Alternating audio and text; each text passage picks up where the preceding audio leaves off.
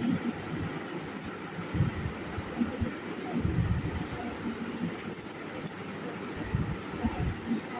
dealing with the second part of this course curriculum, although some of the concepts are overlapping, so as I have already told you, so one class will not deal with only one concept. It is very difficult also to go with that way because you see, political communication is also very critical to understand, and there are many more concepts which are amalgamated in one framework. So, and I have also proceeded accordingly to give you understanding about uh, the rationale behind those concepts, okay, and why we have incorporated, and also about this concept itself, okay, and issues related to those concepts, okay. Uh, Today I'll be starting with right, liberty, and equality, which I have been dealing with, and you have already attended the class, right, on it. Perhaps during that Gyan session also, I have taken a class extensively on right.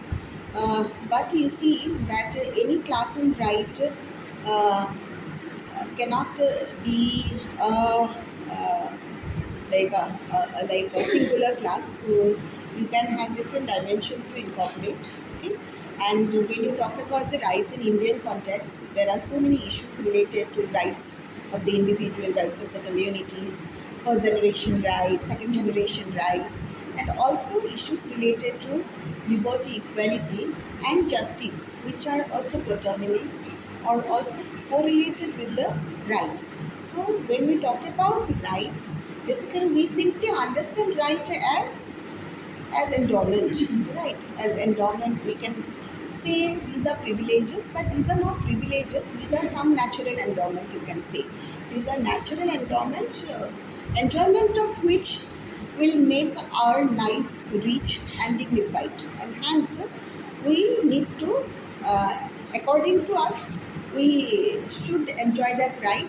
We need to enjoy that right. Okay, enjoy the right which is inherent in the nature. Now you see, when I say that these are certain rights which we should enjoy, so we need to know the characteristics and features of the rights. You know, rights are not related to individual definitely, but it is also beyond individual because rights emanates from the society. Right. So right emanates from the society. So it also emanates from the customs. It emanates from history. Also, history will define certain rights. Okay. Then society will define certain rights. State will define certain rights. So when you talk about the state will provide those rights which are enforceable, and there are certain rights which are inherent in the nature by dint of being a human, we can enjoy those rights which are inherent in the nature. So, rights which we can enjoy by dint of being a human are natural rights. So, you say that our right to life is a natural right. But at the same time, when you go for legal theories of right, you can say that the rights are created by the state, rights are created by political organization. Then we might say that okay, these are artificially created by social organization. At least some of the rights are artificially created by social organization, like right to life, right to liberty, uh, right to equality are artificially created by the state institutions or by the legal institution. So that is a legal definition of right. So if you understand that these are enforceable, we talk about fundamental laws, fundamental rights. Fundamental rights are fundamental laws of the land, right? So these are also enforceable. It has also got some characteristics. It has got some features which will make it fundamental because it is very comprehensive, and these are the fundamental law of the land which will determine the existence of human being, individual citizens, as well as the state institution. It also defines some functions for the state institutions, what to do, what not to do for the community, for the individuals reside within the state, and hence these rights are very fundamental, which are legal rights because these rights are legally enforceable. If somebody will violate your rights, you can actually go and approach put to make your rights enforceable. During emergency, these rights can be suspended except the right to life, which is also a natural right. Now you see, all rights, according to natural right theory, all rights are natural. Right to liberty, right to equality, right to freedom, right to life, right to education, even are natural right. Right to education will come later when we have a political organization like state. Then we can actually think about right to education. Okay, the right to marry, the right to have a home, the right to be free from inhuman and degrading treatment, torture, etc. Right to have a free trial, right to right to form association, right to form assembly, right to reside and settle somewhere, right to movement. These are some of the rights that are already enshrined in the constitution, and in that way these are legal rights, legally enforceable. But natural law of the right, natural theory will say that these are natural, these are inherent in human being. Okay, rights are inherent in human being. If you actually study the theories of Hobbes and Locke, many people do not even study it. So they will say that rights are something which is already inherent, so nobody can uh, debar you from enjoying the rights. So you can enjoy the right. So, but this statement is also very paradoxical. So we can also justify what kind of rights we can enjoy. We can talk about the liberty here. What kind of liberty we can enjoy? Okay, what kind of liberty we cannot enjoy? What is the meaning of that liberty or freedom? Okay, you need to understand that concept, liberty and freedom. We say that we have freedom. How much freedom you have, what kind of freedom you have. You see that we are equal, we are not equal, we are against the reservation, or we are for the reservation, so that against the right to equality, equality before law, equal protection of law will come into play. And hence it is very important to understand the rights. Okay, so rights are something which is inherent in the nature. We can say rights are also universal, and this can be enjoyed by all irrespective of the ascriptive identities like caste, creed, race, then gender, age. These rights are universal. That is one characteristic of rights. And rights emanates from the society. It emanates from the society. Some rights are emanated from the uh, customs, and which has been in uses for long. Okay? And that's how we can say that these are also product of history. Okay, in tribal societies, many rights are customary rights. Okay, customary laws are there, laws made by the communities, because it has been continued for long. So more than any other rights, we talk about legally enforceable, but this is enforceable within the community. Some rights are enforceable within the community because of the continuation of those customs within that community. Okay, so you cannot question the right, which are historical in nature. So in that way, the rights are also historical.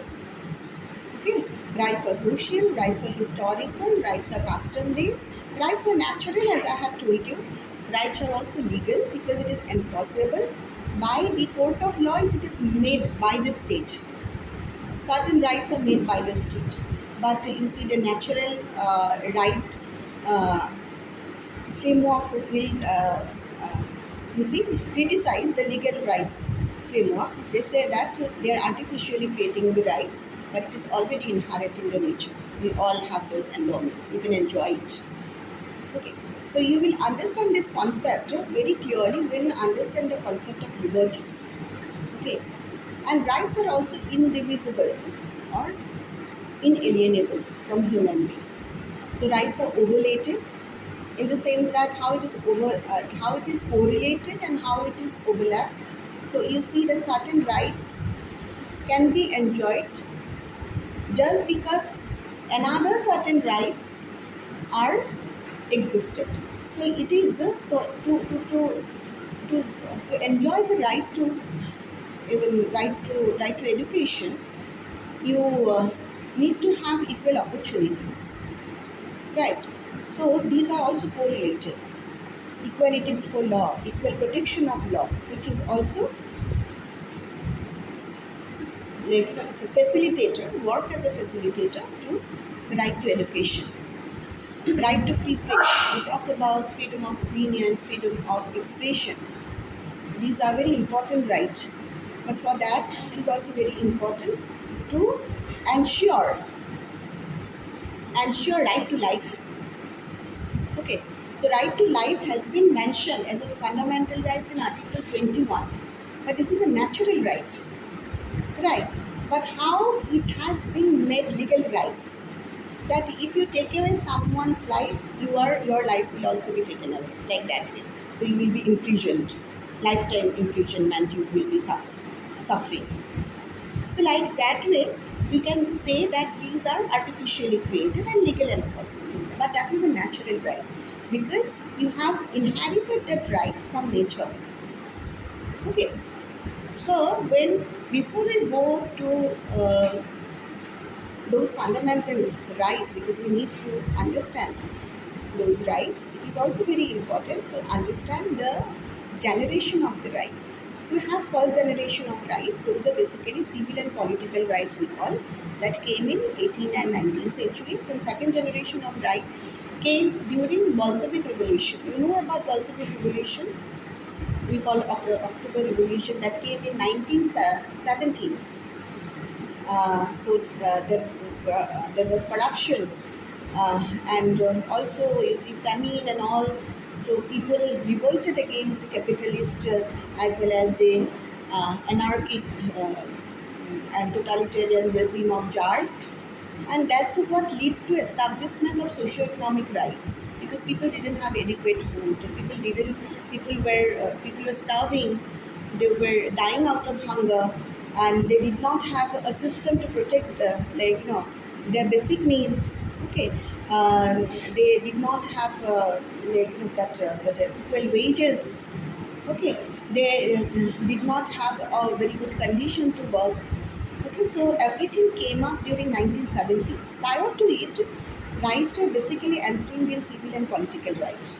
Okay, civil political rights, like right to life is a civil right, right to liberty, right to have an opinion, right to free praise, right to expression are civil rights. As a civilian, you're supposed to enjoy this right. Okay, nobody can take away those rights. Political rights, you can take part in the making of government and also overthrowing of government. That is your political right. You can also make an association, civil as well as political right. You can make an association. You can be part of that association. You can become a part of assembly. You can make an assembly. That is also part of civil as well as political rights. That came in 17th and 18th century. Okay. Then we also have another generation of rights, we call third generation of right, which actually ensure that individual being, we are member of the community, and hence as a member of the community we should also enjoy certain rights, like right to self-determination. We talk about six little areas, right to self-determination. They do have a separate governments. They do have the right to self-determination, have a separate governance, political autonomy they could demand, just because of the specificity of the specificity of the customs, of the traditions. Okay, in order to ensure the equality of opportunity, equality before law, equal opportunities in terms of jobs, in terms of educational facilities. So they would have autonomy of governance. So that is actually third generation of right. Right to participation in development is a third generation of right. Right to peace is also a third generation of right. So you need to understand the generation of rights over the years. We actually try to find out classification of rights, and we can also say right to dress the way we want. Because yesterday what happened, my son and daughter asked the same thing, that we can wear males attires, but why can't Bombo, it's my son, wear females attire? So that is a question they posed to me. So I need to give them an answer in a simplified way. But again, without making them understand about movement and revolution, then there will be many more questions definitely. But I am sure that they will understand it. They would understand it. So they understand. I said that okay, there are movement like many people actually question the existing norms in the societies. That female norms of the society is such that female are supposed to be confined in the four walls of the household, and they are supposed to cook, they are supposed to do the household chores. And there was also a tradition that in India women will wear attire, and they will have the ghungat up to this, like covering the whole mouth, so they have been under the veil. Okay, so there were also spaces which are demarcated. So public spaces and private spaces. And public spaces are for men and private spaces are for women. And whatever you are enjoying now, it is a demand of that movement. It is because of the movement which demanded the space for equality, space uh, among the public, and that's why you were enjoying that right. And male were privileged enough to enjoy the public space, to enjoy, to become a part of politics, to even create any kind of public discussions, to say demerits of any kind of issues. But women were being, I say, discriminated, and they were being restricted coming into this space. And that's why when they demanded many male also questions that with this veil, how can you come into the public? So they have adopted the male attire, and they started wearing the male attire, and they have participated in the public space. But if you again now demand that males should wear, it will not happen. Because why they will restrict their freedom? It is a matter of freedom. Because freedom is always restricted in terms of women, but it is not restricted for men. So when we talk about freedom now, so we talk about right to equality, we also have right to freedom. So we have in fundamental rights, we have 6 fundamental rights: right to equality, right to freedom. So we'll discuss about right to equality later. First, we discuss about right to freedom. So when I say right to freedom, what is freedom? It is very important to understand. In the constitutions, we have 6 freedom. We can understand those. But what is freedom? How do you define freedom? You simply say absence of restraint is the freedom. There is no restraint. You can do anything and everything is the freedom. But can freedom be a license to do anything and everything? So that is also one question. But again, you say when you say freedom, you are a free man because you have free will. You can decide, right? You have that free will. You can decide right, wrong, etc. And you have that consciousness. So when there is a restriction on the freedom, you cannot exercise your free will, right?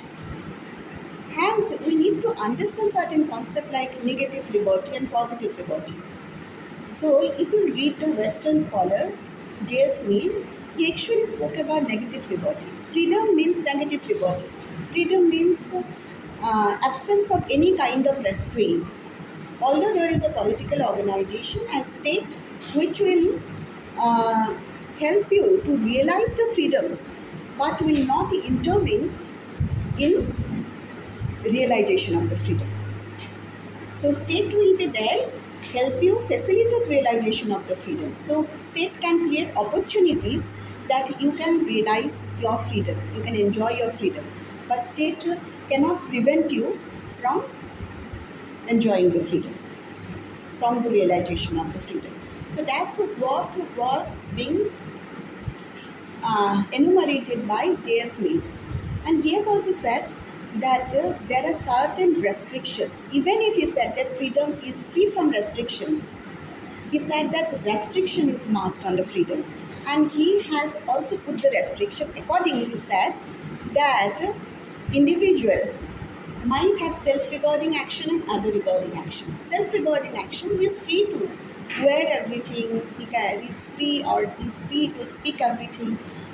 So you cannot have restraint on opinion. He can have any views, any opinion. You cannot have restraint over praise and communication. You cannot have restraint over feelings and sentiment. You cannot have restraint over, you see, the expression. So individual can have any expressions, individual can have any opinion, individual can have any views, individual can have any thoughts and any feelings, any sentiment. You cannot restrict not to have a kind of opinion, because it is all about freedom of conscience, he said. It is very, very important. It is also natural, and it is a freedom of conscience. Each individual has that freedom of conscience, and by dint of conscience, they can have a thought, they can have a particular thought, they can have a particular opinion, they can have a particular perspective, okay? And they can have a sentiment, they can have a mood, okay? And you need to understand it. You cannot restrict anyone. You cannot tell anyone that he is abnormal, she is abnormal. You cannot tell anyone that somebody is aggressive. If you are saying, you are justifying it, that is your opinion. But he also said that freedom is not about tyranny of majority over minority. So freedom is not about tyranny of majority over minority. If there is a tyranny of majority over minority, then there is no freedom in that state of affairs.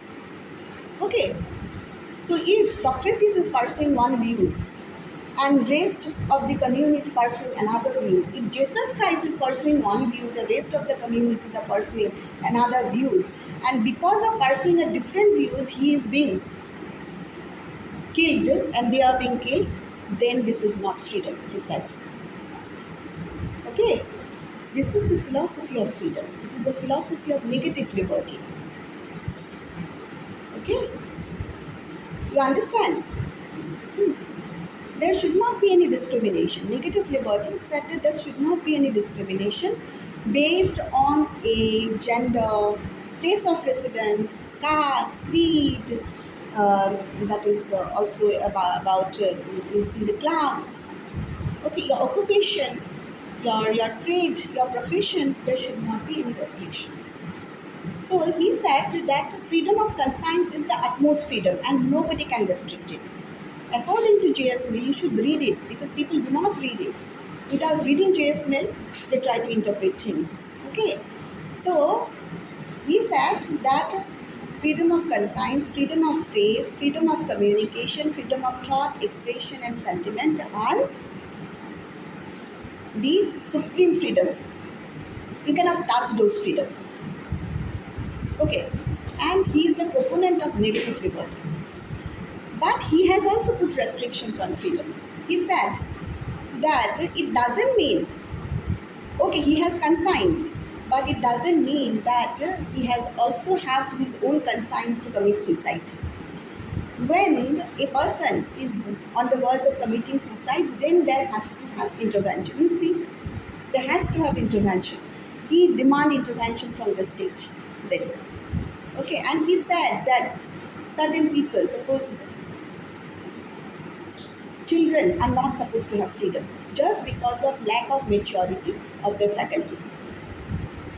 You cannot let children determine whether he is having or she is having an account in the Facebook or not. You are supposed to decide it. You are not supposed to take consent and assent from the children. Assent is important, but you are not supposed to make a children giving you consent on any act because of the maturity of the faculty, lack of maturity of the faculty. So he actually said that children are not supposed to be free. He said that. And also you see in certain occasions, you see that a man is depressed. He is to be accompanied because he is not free. We say that if somebody is suffering from mental disease, a depressed, disgusted person, he is to be accompanied because he is also not free. She is also not free. Okay, he is to be accompanied. So, in certain cases, intervention of the state is required. Okay, and lastly, he said, which is a very objectionable assumption of the restriction, free restriction, he said that for backward classes, a despotic ruler is required. Okay, to govern the backward classes, a despotic ruler is required, which is the objectionable assumption on the kind of restrictions he has set on the freedom. Earlier, two restrictions were fine.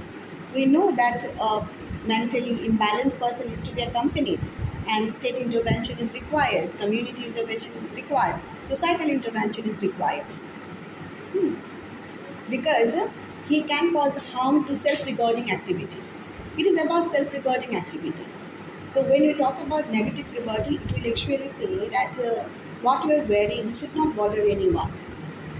What you are enjoying, what you are doing, for you it is worth doing.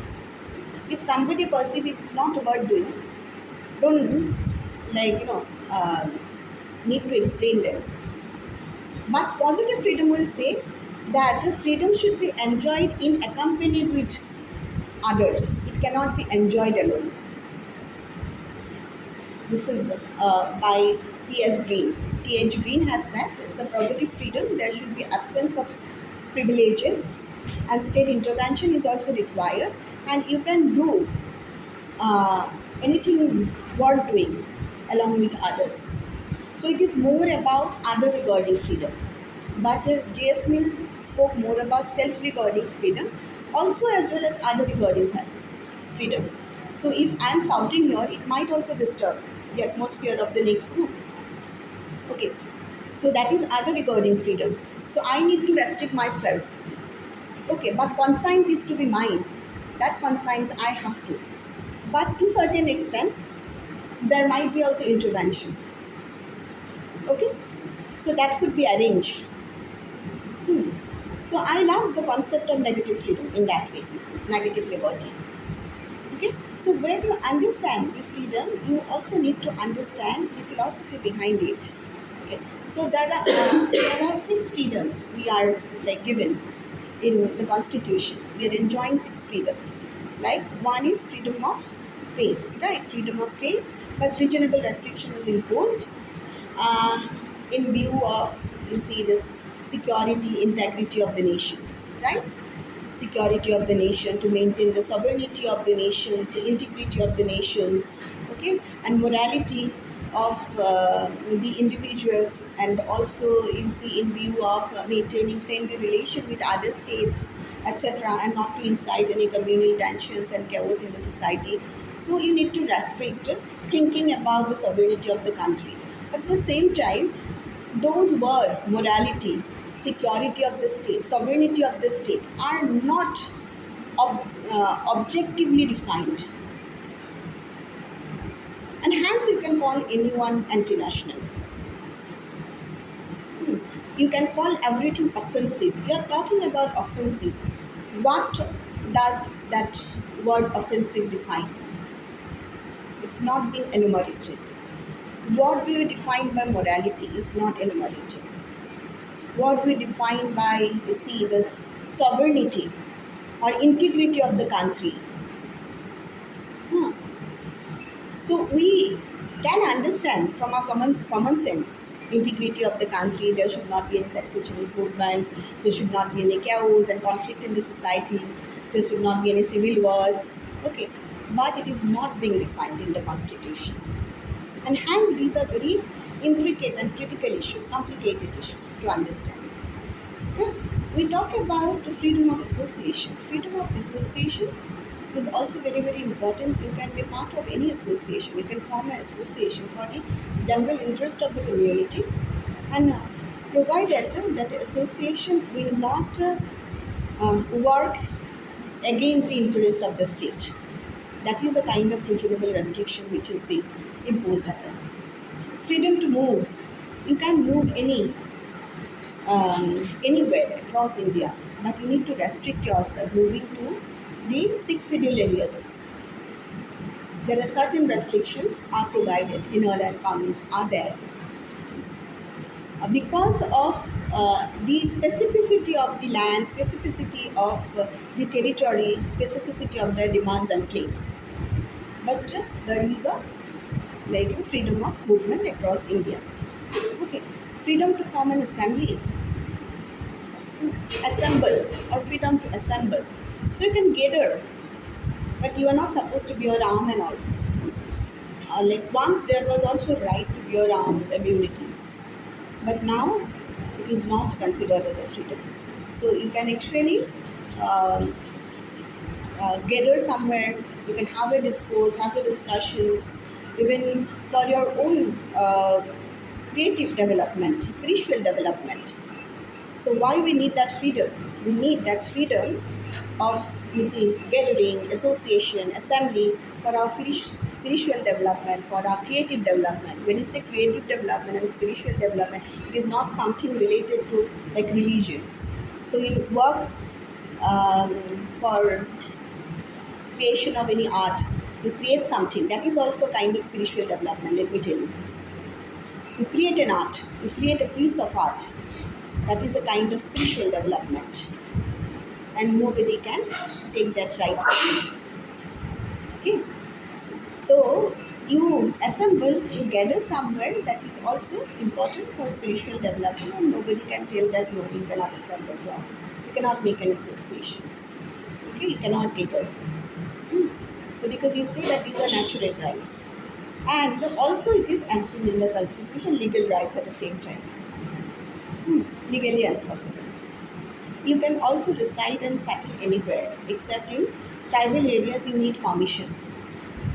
But you can reside and settle anywhere and take any profession, any trade across India. So these are some of the freedoms we have been provided. But you see, when you talk about the freedom, we cannot leave the right to equality. Right to equality, which is also very important and intricate matter. When you say equality, we have two kinds of equality. One is equality before law, and another one is equal protection of law. So society is not equal, right?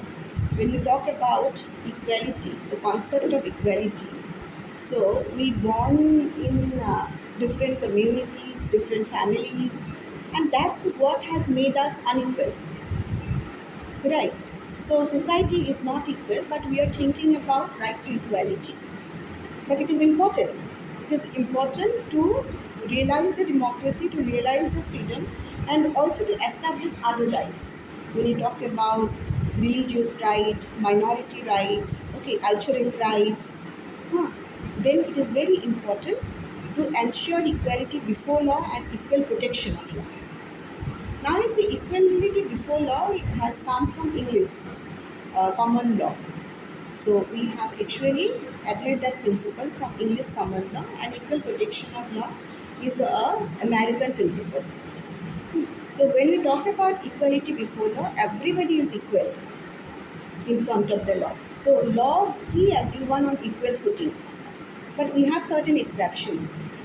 In case of president, president is not supposed to be accountable and also give answer or answerable in Indian Constitution, as per Indian Constitution, to the masses, to the people of India about the course of action, about his or her performances. So that is an exception. Otherwise, everybody is equal in front of law. Equal protection of law, that the state should prohibit all kind of discrimination in terms of caste, creed, race, place of residence, occupation, trade, etc. And everybody is equal in terms of public employment. Okay, everybody is equal in terms of treatment. Everybody is equal in terms of getting these opportunities. Okay, so when we talk about the equality, even we see, if we go for that right, natural right theory, we say that we have different endowments. By birth, we have different endowments. beauty wise, look wise, capabilities wise, we are not equal. Intellectual endowments are not equal even. Okay, and physical endowments are not equal. Somebody is more stout and can work for hours, can go to war even, you see. So somebody can't. Okay, so everybody has different endowments. So where is the marker of equality then? So what kind of equality we are talking of if there are different endowments in terms of abilities, in terms of capabilities? So here we are talking of role of state and positive liberty. What state can do? Enjoy liberty in association with others. We can say that okay, Dhurandhar, or even you see the animal, that movie, you don't like, somebody might tell you that don't watch that movie. Okay, that's a different concept, but that's a concept of positive liberty also. Don't watch that movie because it's very violent. Somebody might tell you that watch that movie. That movie is what's worth watching. Okay, now you see it is on you to determine whether you will go or not. Okay, you'll go and you will also watch that movie. Okay, but you see that the state has not put any restriction in you in watching that movie. Okay, state hasn't intervened. So on certain occasion we see that state intervention is required. Okay, so here when you talk about this equality, your state intervention is required in terms of making opportunities available to us, educational opportunities for all, job opportunities for all. Okay, and basically that only you see this, and also amenities too for all. I have seen a meme which is circulated in the Facebook. That meme says that Modi government, we will command Modi government, so will clap if he has reduced the price of cylinder from 1000 to 500 for Hindus, and also price of petrol from 100 to 50 for Hindus. The comment is derogatory because this is not based on uh, equality before law.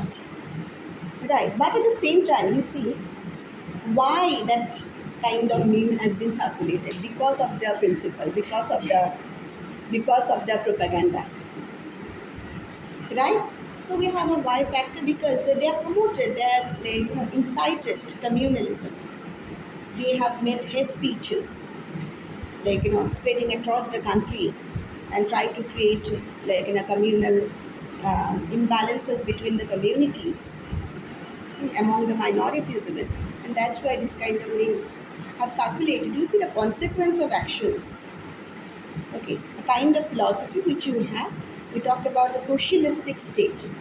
India is a socialistic state. In socialistic state, let me tell you, individuals are not that free. You know that. You need to understand the freedom. Marxist conception of freedom is very different from liberal conception of freedom. When you talk about TSP, positive liberty, when you talk about this JSP, Isaiah Berlin and all, so their conception of liberty uh, is what liberal perspective of freedom and liberty. Okay, but Marxist perception of freedom is different. Marxist perception of freedom, Marxist perception of equality is different. Marxist perception of equality said that everybody is equal in a classless, stateless society. But to move to classless, stateless society, you have to have a transitions. So when you understand the concept of equality, you need to understand the concept of class at the same time. So class, we say that there are many classes in the society, or maybe there are three classes: primary classes, lower class, middle class, and upper class. We can say on the basis of economic marker, or may see the basis of usually the trade, occupations, and asset holding, per capita income, and all. Okay, we can say that there are three classes in the society. So Indian social structure is characterized by class as well as caste identity. So class is one identity, caste is one identity, and we at times mix We at times mix these both identities, but you are not supposed to mix these both identities. So when you are talking about the class, okay, in bare sense we can say that okay, these are three classes in the society. Okay, from Marxist perspective, this that it is very simple to understand the society. There are have and have-nots. So Marx's interpretation of the society and interpretation of the class and division of the society is very simple for me, because he said that there are possession class and the non-possession class. Class which can possess, which can rule, which can dominate, which have wealth, which have also income, which have means of production, who owns the means of productions. We also, which also find a place in the higher echelon. And there are also classes who doesn't have any means of production, doesn't have land, only they have labor to sell. Okay, they don't possess any wealth, they don't have income, they don't have wage. So there are only two classes, and class has a role in a historically determined system of production. So when we talk about the class, we simply said it's classification of the society, you might also say. Classification of group, classification of populations on the basis of occupation, on the basis of income, on the basis of, you might say, trade, possession, everything. And there is also another concept in jati or caste. So these are confusing, yeah, but confusing yet intricate terminologies. We call jat. Moi etu jator naho. People said, no, it's moi etu jator naho. What is that? What do you mean by the jat? Is jat is caste or is bigger than the caste? If class is caste or bigger than the caste? So you need to understand that. Now you see, Marx did not interpret caste phenomenon, because in Western society this caste is not there, but race is there. When you talk about caste here, so they perceive race in Western society. So caste is something very intrinsic to our Indian social structure, but race is something very intrinsic to Western social structure. So they perceive everything from black and white. So that is like color of the skin. They also perceive everything from the occupation, means of, like, livelihood, their lifestyles, their attitude. Okay, so that a race will have one race, suppose that's black people. They do have a different lifestyle. They do have a different attitude. They do have a different means of livelihood. Okay, and they do have, uh, by dint of having different occupation, they smell differently. Now you see. So olfactory and gustatory factor is also associated. Okay, with the caste. We talk about Homo hierarchias of Louis Dumont. He has commented about the caste, Homo hierarchias. It is actually based on the interaction between the caste, that one caste perceive itself as a pure and other as, like, pollution. That's pure and pollution. And from where that purity and pollution come? It comes actually from the very occupation. You need to understand that. Occupation, yeah. When you say caste, caste is different from the class. Class also you see there's a one class because you have that rank, wealth. So we say that equal treatment and equality of status. It is actually impossible. When you talk about equality, status, we say equal treatment, equality of status, because we belong to different class. By birth, we born to a family, we born to an ethnicity, born to a community, that equality is impossible for us. Right. So we belong to different class. And we cannot understand, you say, class from that simple way, have and have not. When you say jat, jat is actually, you see, a broad definition of class and caste, because it includes the wealth. औकात भी आ जाता है, status भी आ जाता है, education भी आ जाता है, इनकम भी आ जाता है, प्लेस ऑफ रेसिडेंस भी आ जाता है. तभी तो place of residence, duration of your stay in that residence, your language भी आ जाता है जात में. So it is also an identity marker when you communicate with others. This is important to understand. Jati, we call it mati, beti, jati, ego. But you need to understand what is that jati. Jati is not caste. Jati is bigger than caste. Jati is bigger than class. It also presumes the land, our relation to land, our residence, income, wealth, status, everything.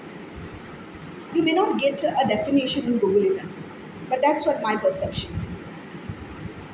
Okay, when you talk about the caste, caste is basically a Varna system. This is classification of the society and stratification of the society to design a planned livelihood, and also it is a way to design a society. You might say to design a society based on this stratification of the occupation that people have. Okay, but when you talk about the jati, you also see the Brahmin community may be at the top of the hierarchy of that Varna system, but they might not be that powerful jat or jati in that locality if they cannot exercise the social control. You see, so when you have that the jati, so you have the concept of social control is also associated. Have you understood? Hmm.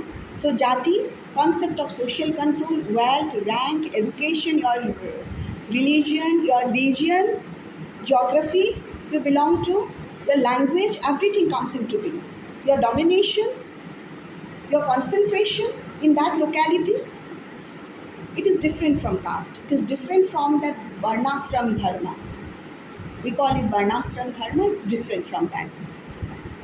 Okay, and now it is also not relevant. We talk about class association with occupation. Now, nowadays, caste is not associated. It is free from occupation-based association. Huh. Earlier, caste is associated with occupation.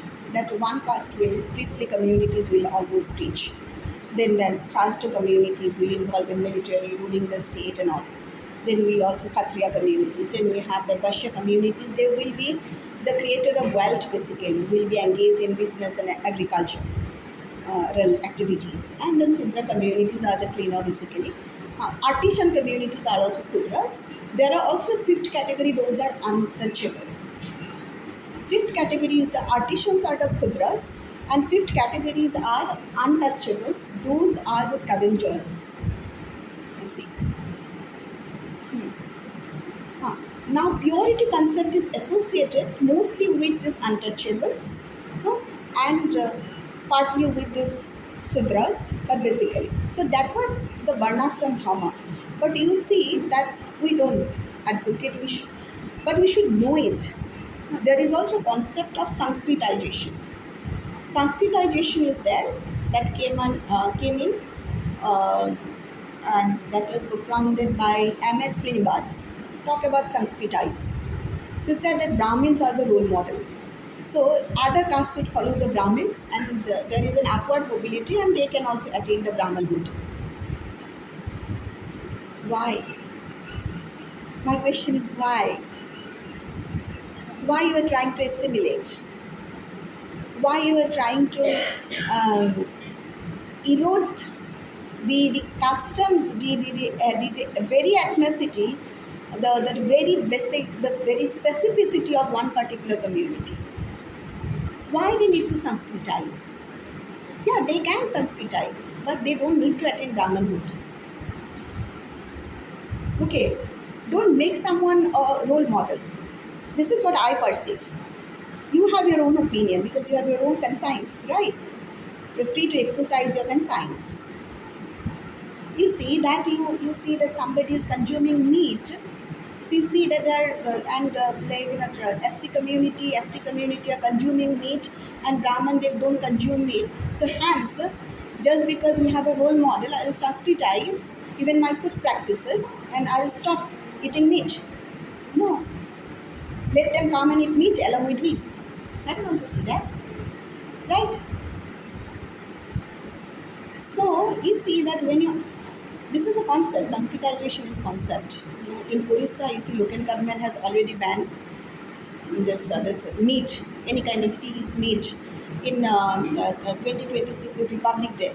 In this year only, Republic Day. In Korakut district of Orissa, you see, in Korakut district of Orissa, meat are being banned. And this is not the practice for the first time. In the name of Hinduism, in the name of national culture. Okay? Can it be justified? Those are tribal communities. Meat are available. Even if you go to Arunachal Pradesh and in those areas, these cold areas, so mithun is available. So they have mithun. So there are problems in even supplying the other food grains and also vegetables and all. So they consume it. That's what we were discussing. So after coming to this, uh, after BJP coming to power in Bengal, whether there will be ban on fish eating during Durga Puja. Might also be possible because Durga Puja in Bengal is different from Durga Puja in North India. Okay, so in North India, it is a complete vegetarian customs. They don't eat even this lashu, then you see pyaz and oil during Durga Puja, during Navratri. The same practices imposed upon in Durga Puja in Bengal and what it happened. It is because of the policy and the mindset and ideology. Ideology, this is also a way to look at the system and rationalize by the belief system. That is an ideology. Okay. So every culture has their own specificity, every community has their own specificities. So I don't advocate Sanskritization, but yeah, I also know, and you also know, that now we cannot associate caste with the occupation. Earlier, caste was associated with occupations, but now with globalizations, with industrializations, with the green revolution, you can actually see, and it has changed the land holding, changed the demographic map. And there are also people that migrated to town, and caste was very ingrained in a village. You know, there are certain communities which are always residing in the outskirts of the villages. If you go to UP and Bihar, because I surveyed there during my masters, I used to go UP, Bihar, Gujarat. I visited those places. So you actually see that the Dalit communities are always reside in the outskirts of the villages. There is a separate territory for them, group areas for them. They are not supposed to come inside. If there is a delimitation, will you, by delimitation, will you also do the same thing this time, that there is a separate territory or province for Bengali communities, for Muslim communities, for Nepali communities, for Assamese communities, for this caste, that caste? This is a question, because we believe in diversity at the same time. यहाँ पे like you have demolished people from this space and you put them in another place, in another territory, and try to like create a unique identity for them. So it's not accepted. Okay, so this is something, but everything is related. This is beyond what I'm saying, but this is also related because it is there in UP Bihar. The caste phenomenon is very ingrained. They are not allowed to, like, even till 2009, because I passed out in 2009. I got my master degree. Till then, you see, there are people who are not allowed to use the public well. People from the outskirts are not allowed to access the public well, public shop.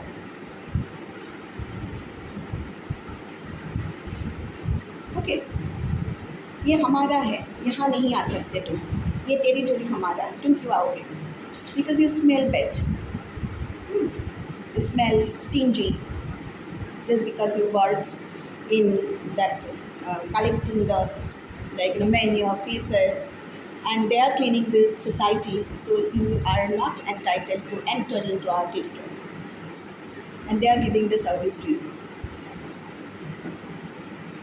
These are the condition of untouchables. Okay, you should know, and that's why reservation is important. That's why we are talking about equality. People do not know the importance of reservation. We are not talking about criminal area. I'm not talking about me. I'm talking about those who haven't even seen a school in their lifestyle.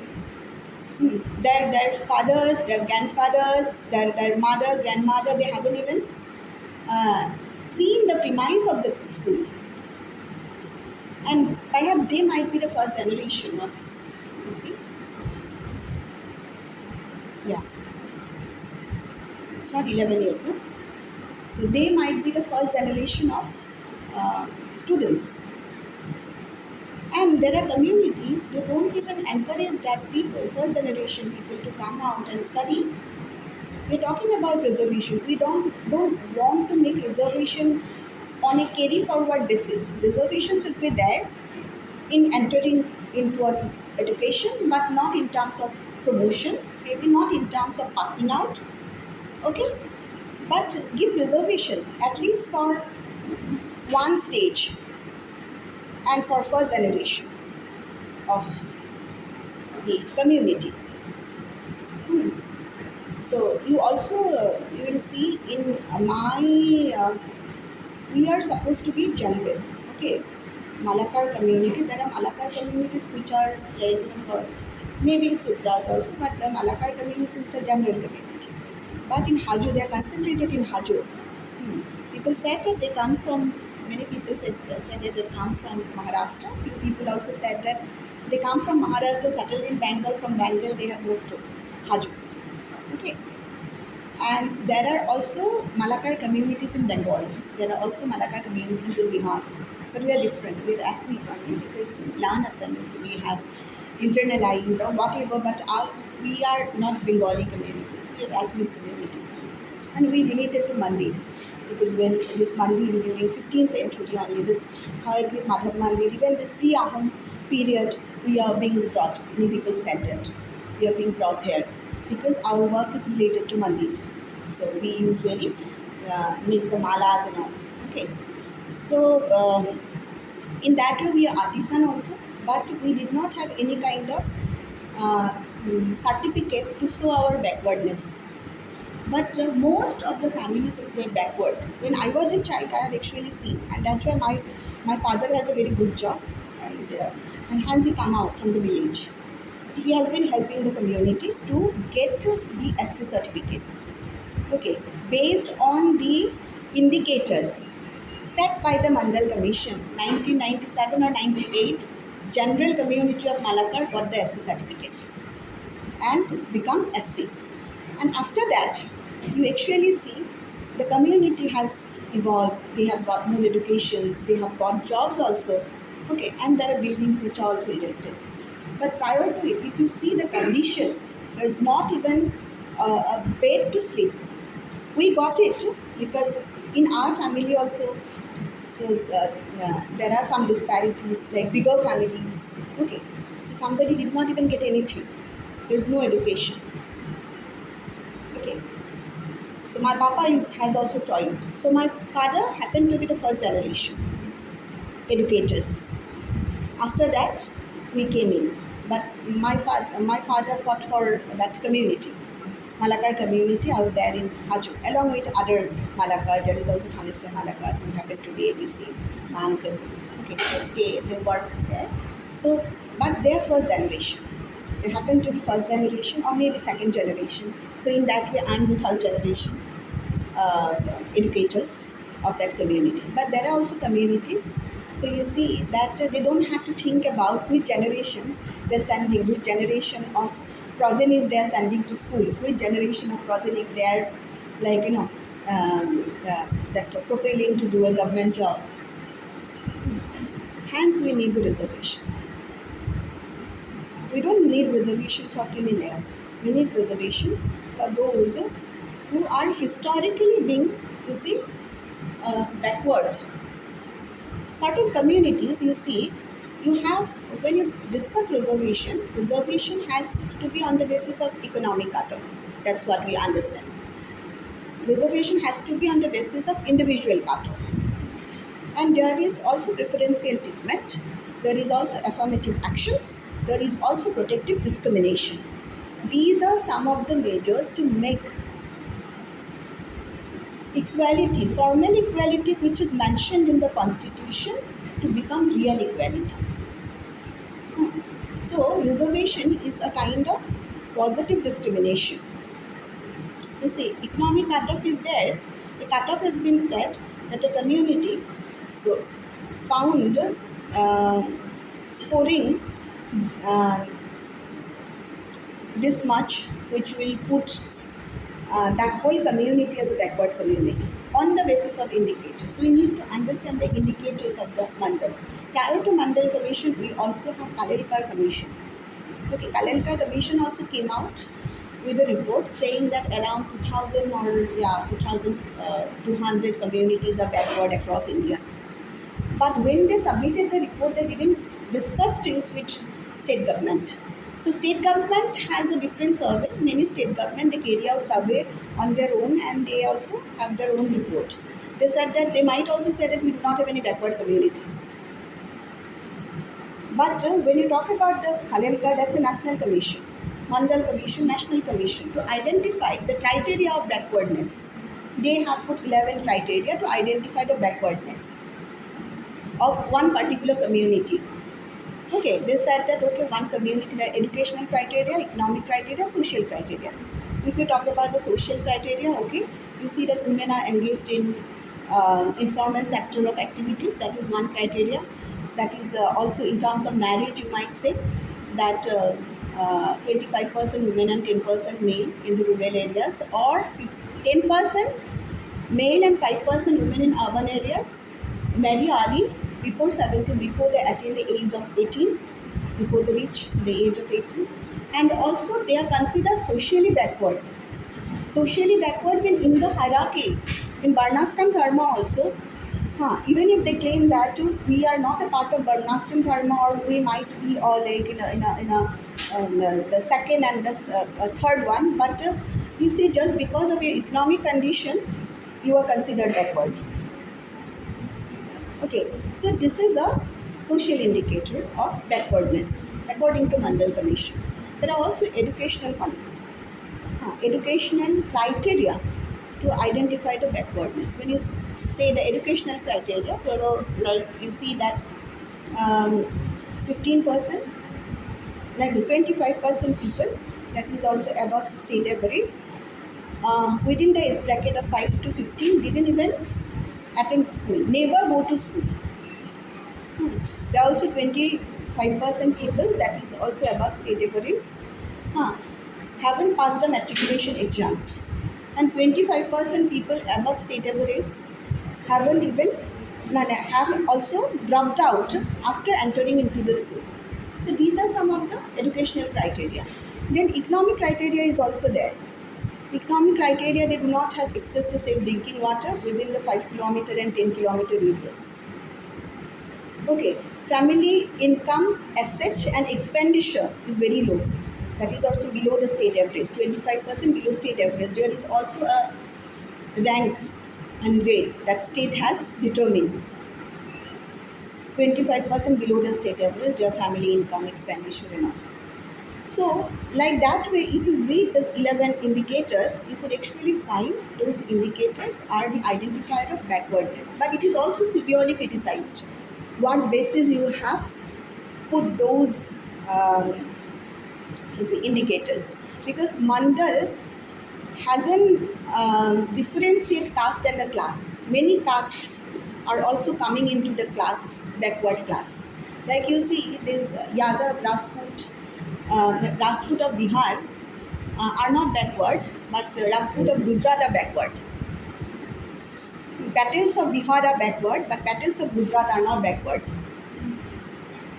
So it is on the basis of specificity of that particular community within that territory. Then you also see Yadavs are backward, which are also in Bihar and UP are backward, but Yadavs of Haryana are not backward. So he hasn't distinguished between class and caste marker. Okay, and hence people say that what kind of classification is that? It was not a caste-based policy. It is a class-based policy. But on the basis of class only, they could demand reservation. Make it easier for people to understand the economic cutoff, okay, their status, they could define their status, and they could also demand for reservation.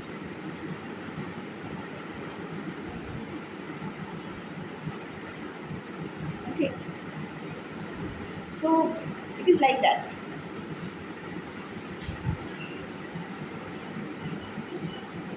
Okay,